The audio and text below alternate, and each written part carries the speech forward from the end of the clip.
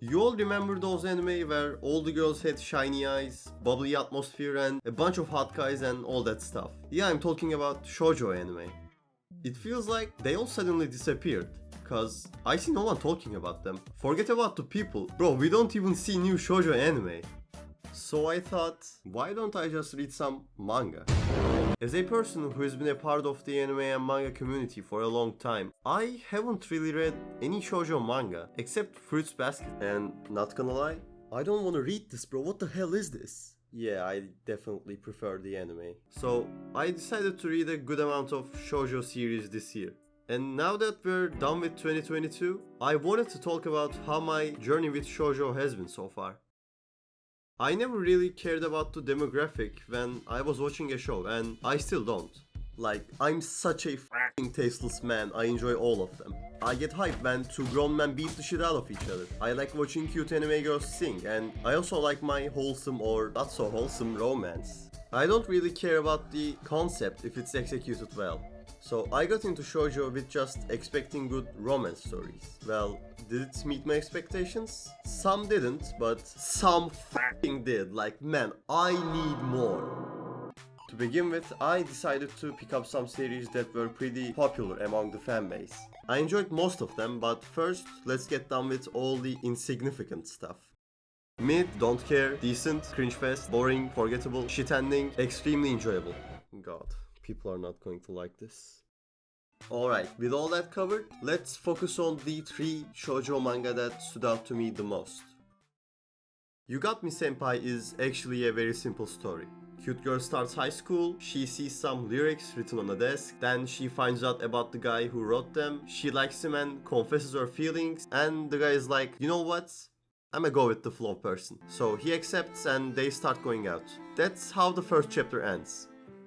What exactly makes this manga stand out from all the other ones I just called mid? To be honest, it doesn't really do anything unique story or character wise. Instead, it feels like the author planned the whole story and she just delivered it without losing her vision. The manga perfectly showcases the different stages of love: attraction phase, crisis phase, and lastly, the commitment phase. The story makes sure to spare enough time for each of these phases, so the relationship between our characters doesn't feel forced. Plus, we get to see both perspectives experiencing all the stages, so both of our characters keep developing. And you know what? Nowadays, it's really hard to find romance series this well crafted. You either got your trashy rom-com filled with fan service or a show you'll just forget about after a few weeks. Yeah, like, who the hell even watches these shows, bruh? For real, that could never be me. What I'm trying to say is that it handles the theme of love in a wonderful way. If you're in the mood to read something wholesome, give this one a chance. You won't regret it. Snow White with the Red Hair is a romance / slice of life story in a fantasy setting. The plot mainly focuses on our protagonist's daily life as a pharmacist. She studies medical herbs, treats sick people, helps around the palace and all that kind of stuff. As the story goes on, the relationship between her and our male lead develops.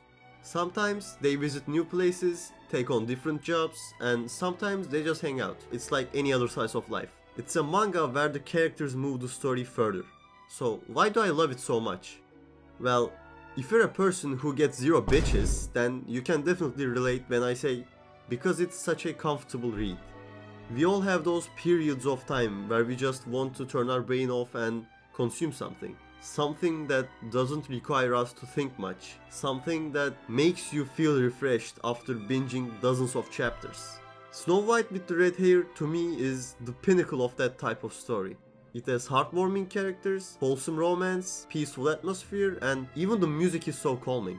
Though I'm not a big fan of the last couple of arcs. With the second Lilias arc, or whatever the hell this place is called, our group gets separated and the plot starts to focus on the plant project thing too much.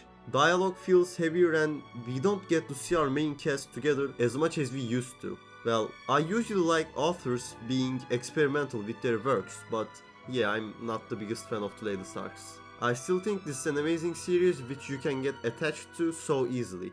Well then, let's get to the real reason why I'm making this video. First of all, let me just tell you this. I don't have anything for red-haired waifus, okay? This is pure coincidence. Yona of the Dawn, at its core, is a story about character growth. Our main character, Princess Yona, and her overpowered, hot childhood friend, Hak, are forced to leave their kingdom because Suwon, Yona's crush, killed the king and now he is taking over the country. Carrying the emotions of anger, revenge, and sadness, they have no choice but to flee. After they escape from the palace, Ardo meets a priest named Iksu, and he convinces them to go search for the 4 legendary dragons, which are descendants of the dragon gods from myths, and no one actually believes they exist. This part of the story is basically the East Blue saga of Yona. So, after the crew is gathered, they continue traveling. Yona makes new allies, learns about different cultures, and she saves so many people, even whole villages, on her journey.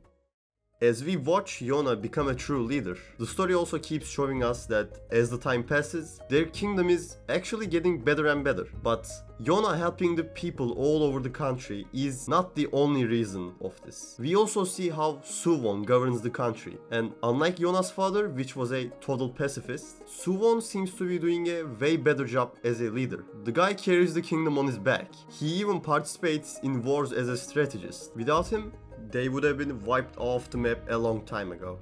Yona also knows this, so will she give up on her revenge or not? In the end, this is her journey of becoming an ideal leader, so what's her decision going to be?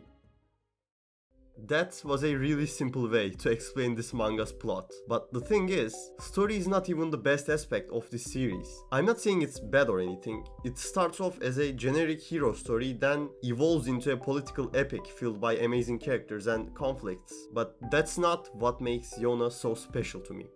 You know those series that have insane climaxes? A scene so epic, it sends chills down your spine every time you watch it. Or a scene that made you burst into tears and now you're ashamed of yourself because you cried for a goddamn ship. Yona of the Dawn does have that kind of moments. But every time I think of the series, the pages that come to my mind are always the ones with the little moments in them. The simple panels where characters simply express their emotions. Let's take Zeno as an example. Zeno is one of the 4 legendary dragons. Though he's not a warrior like the other 3. He can't fight like them and he's not particularly suited for any job. On the battlefield, he's treated like a burden by the other dragons. He feels powerless, but that doesn't affect his loyalty to the Crimson King. Eventually, the 4 dragons shed tears for their king. Then Zeno finally realizes, or rather, he finally opens his eyes. The yellow dragon's true power and also its curse. Immortality. As his comrades pass away, he screams over and over again, "Don't leave me behind." After losing everyone he had, he wastes years just laying down and doing nothing. Suddenly, a girl named Kaya finds him and treats him some food. She's an outcast because of her sickness. Zeno sticks with her for some time and they eventually fall in love. But again, you can't stop time, so the same thing happens. Zeno desperately begs the gods to save her. Of course, they don't grant his wishes. Just like the Crimson King, she passes away right next to him holding his hand.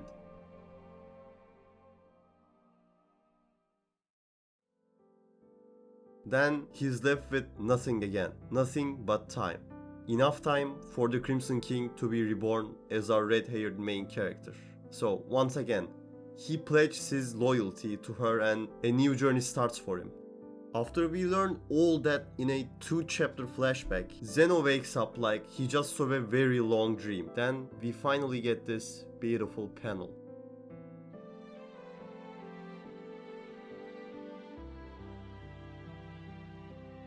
This is what I call art. Conveying this many emotions to the reader with just one simple panel. Little moments like this are what makes Yona of the Dawn special for me. Even if I don't think that everything I read in the Shoujo demographic was great, getting to experience a story like Yona of the Dawn makes all the time I had spent worth it. When it comes to art, there is no meaningless experience. Everything we read, everything we watch, they all open up new possibilities, new routes for us to follow. Ultimately, somewhere along the way, if you encounter just one work that connects with you, it makes the whole journey all the more meaningful. And with that, ladies and gentlemen, now that I experienced Shoujo, I can safely say that shonen still clears.